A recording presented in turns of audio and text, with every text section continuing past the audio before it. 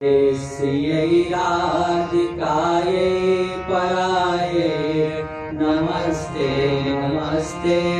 मुकुन्दप्रियायै सदानन्दरूपे प्रसीद त्वमन्तः